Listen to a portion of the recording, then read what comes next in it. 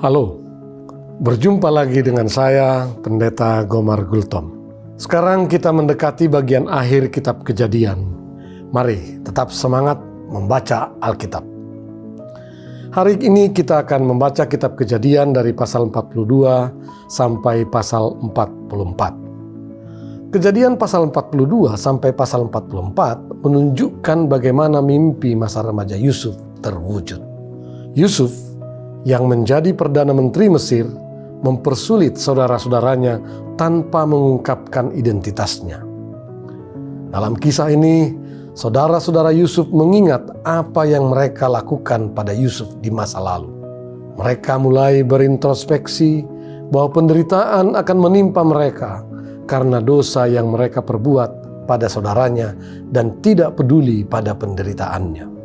Dari sini kita dapat melihat bahwa rasa bersalah terhadap Yusuf tidak lenyap dari benak mereka selama bertahun-tahun. Faktor lainnya adalah putra-putra Yakub masih terbagi menjadi dua kelompok, anak-anak Rahel dan anak-anak Lea. Itu sebabnya Yusuf menyuruh mereka membawa saudara kandungnya Benyamin. Itulah mengapa hati Yusuf diberkati saat bertemu Benyamin. Itu sebabnya dia memasukkan pialanya ke karung Benyamin untuk menguji saudara-saudaranya.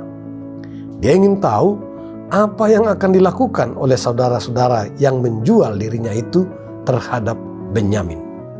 Yang mengejutkan, mereka menyesal sambil mengoyakkan jubah mereka. Ini sama dengan tindakan Yakub ketika Yusuf pergi di masa lalu. Ini menunjukkan bahwa saudara-saudara Yusuf telah berubah. Setelah itu nampak upaya mereka yang putus asa menyelamatkan Benyamin. Menariknya, mereka yang dulu menjual Yusuf sebagai budak, sekarang memohon agar ditahan sebagai budak. Yusuf terus menghadapkan saudara-saudaranya dengan masalah. Yang maju pada waktu itu adalah Yehuda. Dalam ucapan Yehuda, ada rasa tanggung jawab atas kesedihan ayah mereka, Yakub, karena dosa masa lalu mereka. Sebagai harga tanggung jawab itu, Yehuda menjadi sukarelawan untuk ditahan menggantikan Benyamin. Perubahan nyata mulai terjadi. Pertobatan sejati mungkin terjadi ketika kita mulai mengenali dosa. Sebelum bertobat, kita harus tahu dengan pasti kesalahan yang kita lakukan. Jadi bagaimana peristiwa ini berlangsung? Sambil memikirkannya, mari kita baca bersama-sama Kejadian pasal 42 sampai pasal 44. Setelah Yakub mendapat kabar bahwa ada gandum di Mesir, berkatalah ia kepada anak-anaknya, "Mengapa kamu berpandang-pandangan saja?" Lagi katanya, "Telah kudengar bahwa ada gandum di Mesir. Pergilah ke sana dan belilah gandum di sana untuk kita, supaya kita tetap hidup dan jangan mati." Lalu pergilah 10 orang saudara Yusuf untuk membeli gandum di Mesir.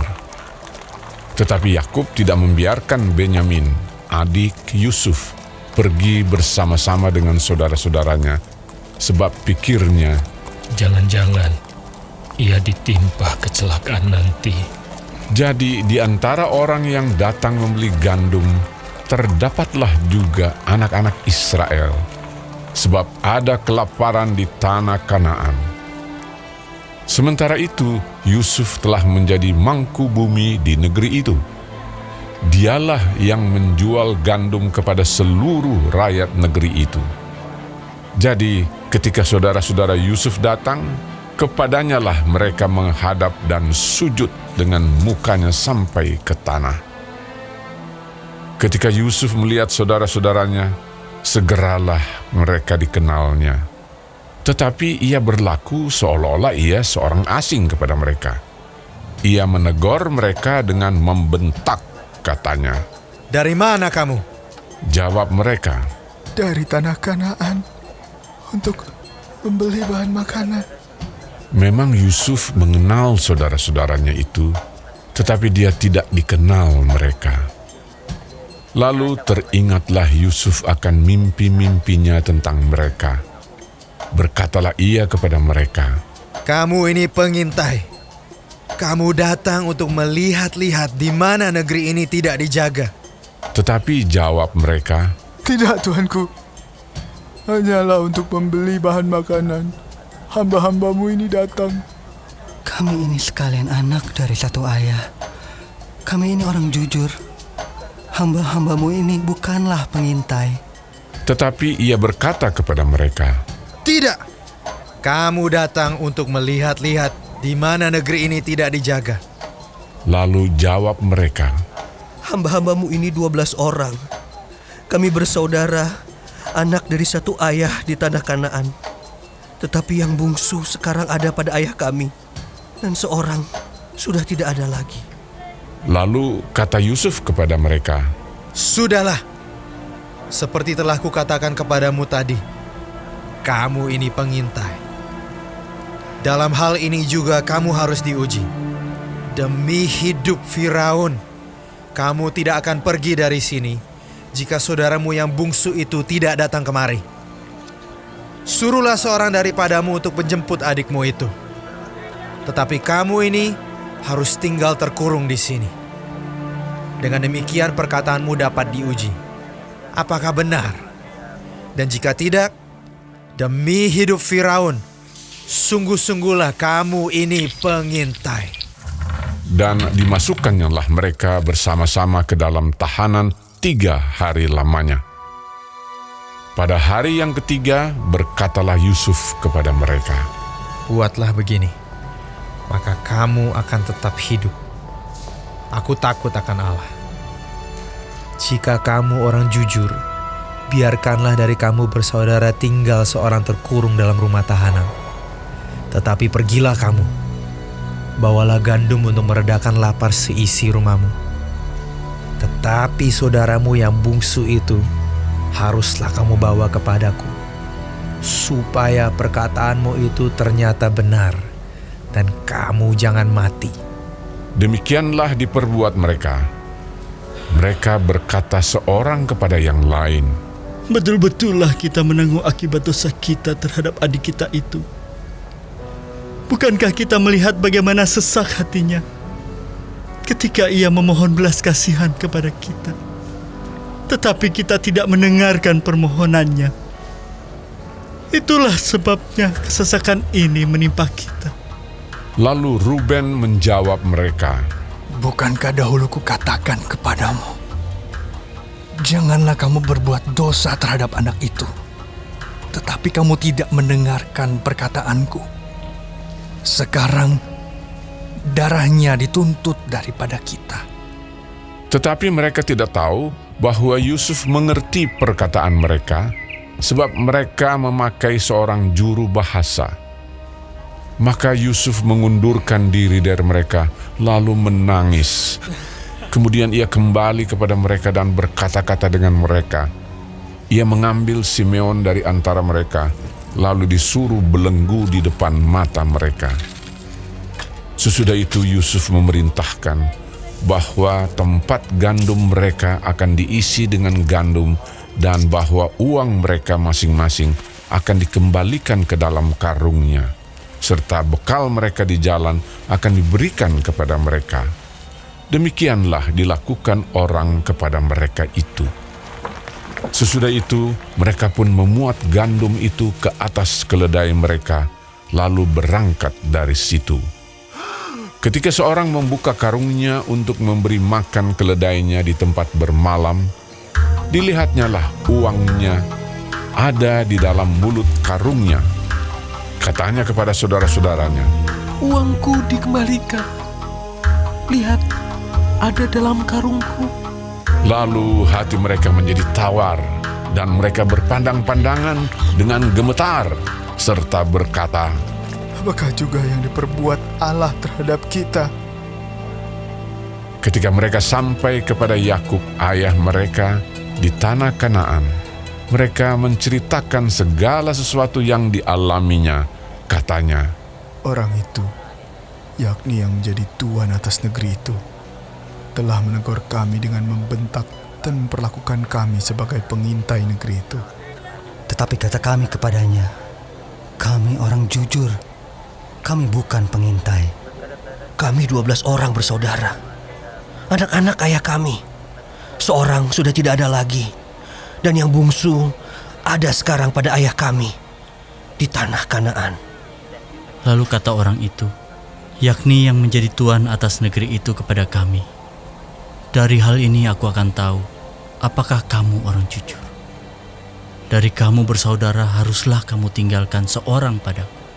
Kemudian bawalah gandum untuk meredakan lapar sisi rumahmu dan pergilah. Lalu bawalah kepadaku saudaramu yang bungsu itu. Maka aku akan tahu bahwa kamu bukan pengintai, tetapi orang jujur.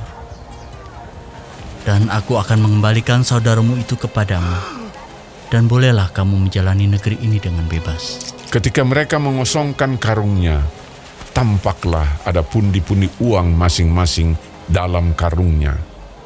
Dan ketika mereka beserta ayah mereka melihat pundi-pundi uang itu, ketakutanlah mereka. Dan Yakub, ayah mereka, berkata kepadanya, "Kamu membuat aku kehilangan anak-anakku. Yusuf tidak ada lagi, dan Simeon tidak ada lagi. Sekarang Benyamin pun hendak kamu bawa juga. Aku inilah yang menanggung segala-galanya itu." Lalu berkatalah Ruben kepada ayahnya, Kedua anakku laki-laki boleh engkau bunuh, jika ia tidak kubawa kepadamu. Serahkanlah dia ke dalam tanganku, maka dia akan kubawa kembali kepadamu. tetapi jawabnya, Anakku itu tidak akan pergi ke sana bersama-sama dengan kamu, sebab kakaknya telah mati, dan hanya dialah yang tinggal. Jika dia ditimpa kecelakaan di jalan yang akan kamu tempuh, maka tentulah kamu akan menyebabkan aku yang ubanan ini turun ke dunia orang mati karena duka cita.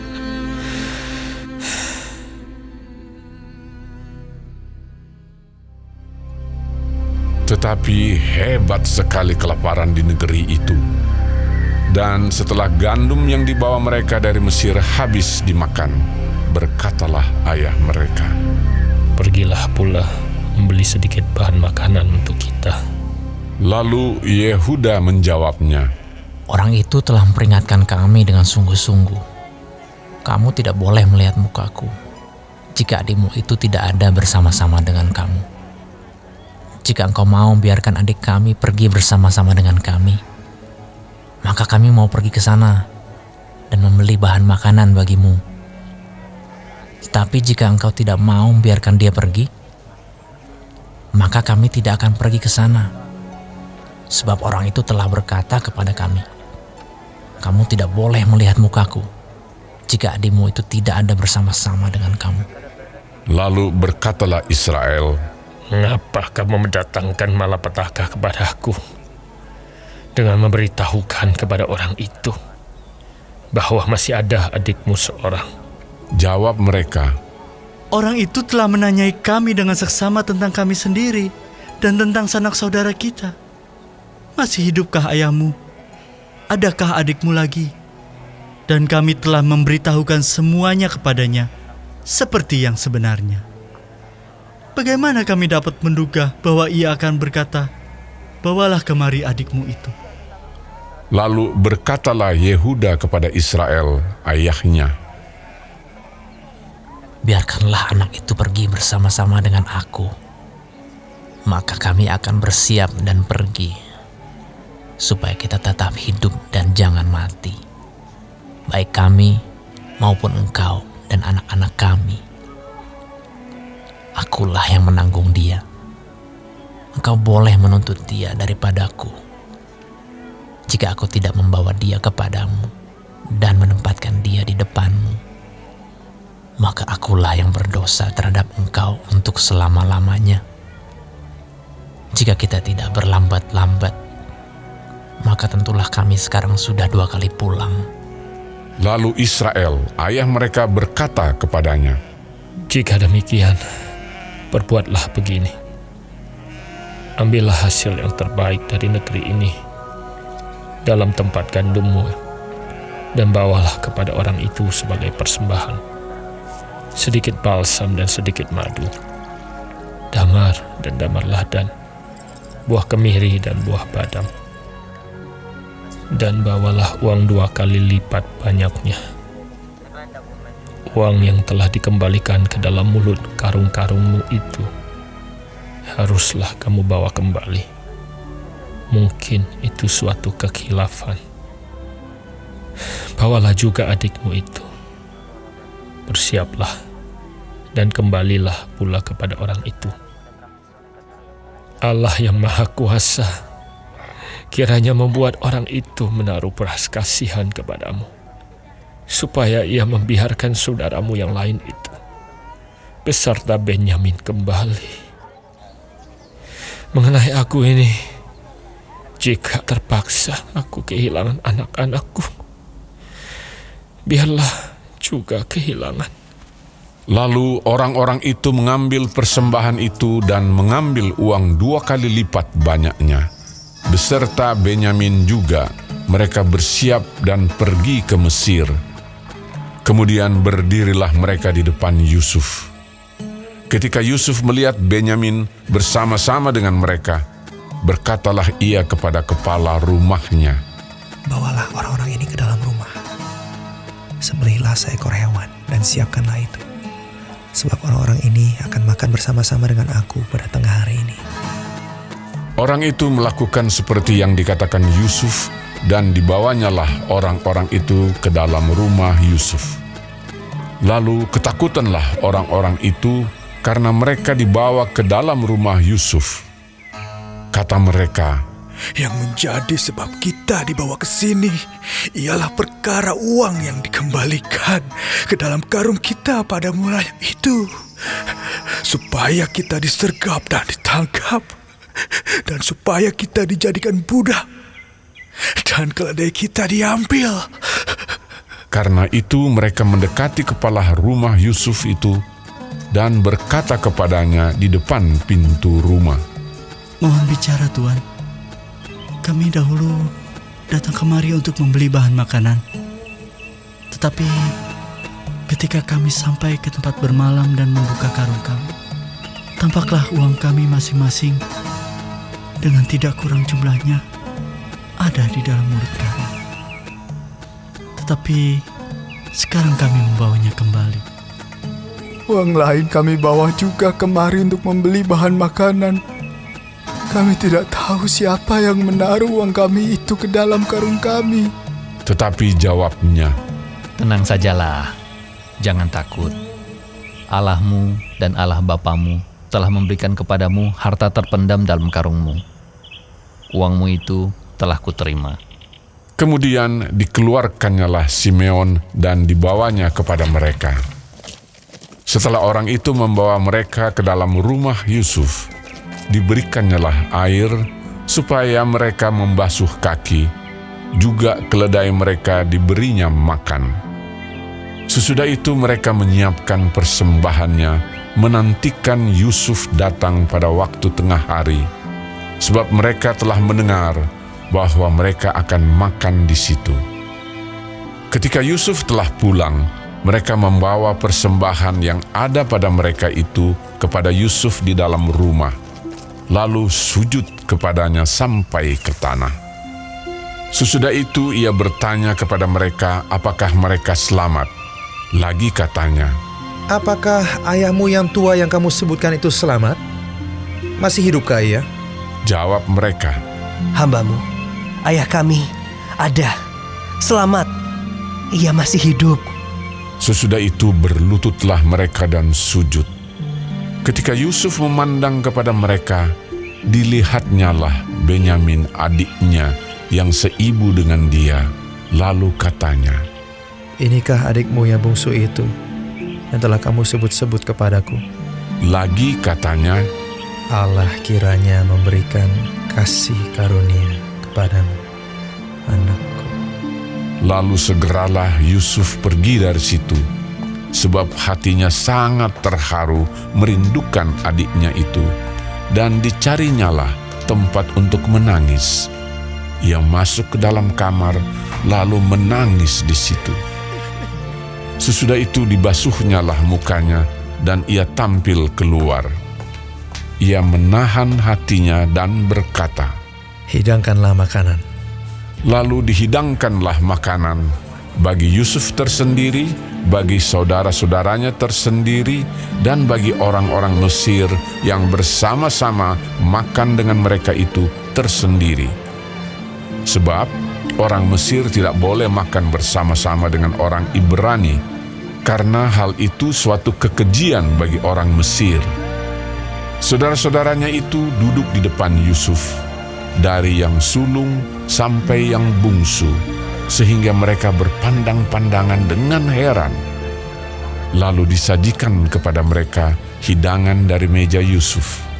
Tetapi yang diterima Benyamin adalah 5 kali lebih banyak daripada setiap orang yang lain. Lalu minumlah mereka dan bersukaria bersama-sama dengan dia. Sesudah itu diperintahkannyalah kepada kepala rumahnya, "Isilah karung orang-orang itu dengan gandum, seberapa yang dapat dibawa mereka, dan letakkanlah uang masing-masing di dalam mulut karungnya. Dan pialaku, piala perak itu, taruhlah di dalam mulut karung anak yang bungsu, serta uang pembayar gandumnya juga." Maka diperbuatnyalah seperti yang dikatakan Yusuf. Ketika paginya hari terang tanah, orang melepas mereka beserta keledai mereka. Tetapi baru saja mereka keluar dari kota itu, belum lagi jauh jaraknya, berkatalah Yusuf kepada kepala rumahnya, "Bersiaplah, kejarlah orang-orang itu, dan apabila engkau sampai kepada mereka, katakanlah kepada mereka, 'Mengapa kamu membalas yang baik dengan yang jahat? Bukankah ini piala yang dipakai tuanku untuk minum, dan yang biasa dipakainya untuk menelaah? Kamu berbuat jahat dengan melakukan yang demikian.'" Ketika sampai kepada mereka, diberitakannyalah kepada mereka perkataan Yusuf itu. Jawab mereka kepadanya, "Mengapa tuanku mengatakan perkataan yang demikian? Jauhlah daripada hamba-hambamu ini untuk berbuat begitu. Bukankah uang yang kami dapati di dalam mulut karung kami telah kami bawa kembali kepadamu dari tanah Kanaan? Asakan kami mencuri emas atau perak dari rumah tuanmu?" Pada siapa dari hamba-hambamu ini kedapatan piala itu? Biarlah ia mati, juga kami ini akan menjadi budak tuanku. Sesudah itu berkatalah ia, "Ya, usulmu itu baik. Tetapi pada siapa kedapatan piala itu?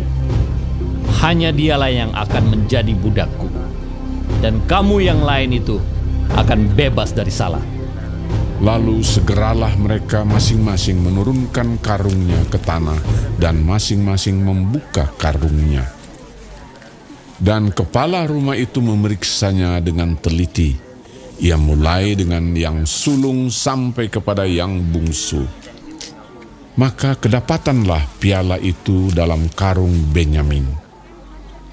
Lalu mereka mengoyakkan jubahnya dan masing-masing memuati keledainya, dan mereka kembali ke kota. Ketika Yehuda dan saudara-saudaranya sampai ke dalam rumah Yusuf, Yusuf masih ada di situ. Sujudlah mereka sampai ke tanah di depannya. Berkatalah Yusuf kepada mereka, "Perbuatan apakah yang kamu lakukan ini? Tidakkah kamu tahu bahwa seorang yang seperti aku ini pasti dapat menelaah?" Sesudah itu berkatalah Yehuda, Apakah yang akan kami katakan kepada tuanku? Apakah yang akan kami jawab? Dan dengan apakah kami akan membenarkan diri kami? Allah telah memperlihatkan kesalahan hamba-hambamu ini. Maka kami ini, budak tuanku lah kami. Baik kami maupun orang pada siapa kedapatan piala itu. Tetapi jawabnya, Jauhlah daripadaku untuk berbuat demikian. Pada siapa kedapatan piala itu, dialah yang akan menjadi budakku. Tetapi kamu ini, pergilah kembali dengan selamat kepada ayahmu. lalu tampillah Yehuda mendekatinya dan berkata, Mohon bicara, Tuanku. Izinkanlah kiranya hamba-Mu ini mengucapkan sepatah kata kepada Tuanku. Dan janganlah kiranya bangkit amarah-Mu terhadap hamba-Mu ini. Sebab Tuanku adalah seperti Firaun sendiri. Tuanku telah bertanya kepada hamba-hambanya ini, masih adakah ayah atau saudara kamu? Dan kami menjawab, Tuanku, kami masih mempunyai ayah yang tua dan masih ada anaknya yang muda yang lahir pada masa tuanya. Kakaknya telah mati. Hanya dia sendirilah yang tinggal dari mereka yang seibu. Sebab itu ayahnya sangat mengasihi dia. Lalu Tuanku berkata kepada hamba-hamba-Mu ini, bawalah dia kemari kepadaku, supaya mataku memandang dia. Tetapi jawab kami kepada Tuanku, anak itu tidak dapat meninggalkan ayahnya. Sebab jika ia meninggalkan ayahnya, tentulah ayah ini mati. Kemudian Tuanku berkata kepada hamba-hamba-Mu ini, jika adikmu yang bungsu itu tidak datang kemari bersama-sama dengan kamu, kamu tidak boleh melihat mukaku lagi. Setelah kami kembali kepada hamba-Mu, ayahku, maka kami memberitahukan kepadanya perkataan Tuanku itu. Kemudian ayah kami berkata, kembalilah kamu membeli sedikit bahan makanan bagi kita. Tetapi jawab kami tidak dapat pergi ke sana. Jika adik kami yang bungsu bersama-sama dengan kamu, barulah kami akan pergi ke sana. Sebab kami tidak boleh melihat muka orang itu apabila adik kami yang bungsu tidak bersama-sama dengan kami. Kemudian berkatalah hamba-Mu, ayahku, kepada kami, kamu tahu bahwa istriku telah melahirkan 2 orang anak bagiku, yang seorang telah pergi daripadaku, dan aku telah berkata, tentulah ia diterkam oleh binatang buas. Dan sampai sekarang aku tidak melihat dia kembali. Jika anak ini kamu ambil pula daripadaku, dan ia ditimpa kecelakaan, maka tentulah kamu akan menyebabkan aku yang ubanan ini turun ke dunia orang mati karena nasib celaka. Maka sekarang, apabila aku datang kepada hamba-Mu, ayahku, dan tidak ada bersama-sama dengan kami anak itu, padahal ayahku tidak dapat hidup tanpa dia, tentulah akan terjadi apabila dilihatnya anak itu tidak ada, bahwa ia akan mati. Dan hamba-hamba-Mu ini akan menyebabkan hamba-Mu, ayah kami yang hubanan itu, turun ke dunia orang mati karena duka cita. Tetapi hamba-Mu ini telah menanggung anak itu terhadap ayahku dengan perkataan, jika aku tidak membawanya kembali kepada Bapa, maka akulah yang berdosa kepada Bapa untuk selama-lamanya. Oleh sebab itu, baiklah hamba-Mu ini tinggal menjadi budak Tuanku menggantikan anak itu. Dan biarlah anak itu pulang bersama-sama dengan saudara-saudaranya. Sebab masakan aku pulang kepada ayahku apabila anak itu tidak bersama-sama dengan aku. Aku tidak akan sanggup melihat nasib celaka yang akan menimpa ayahku.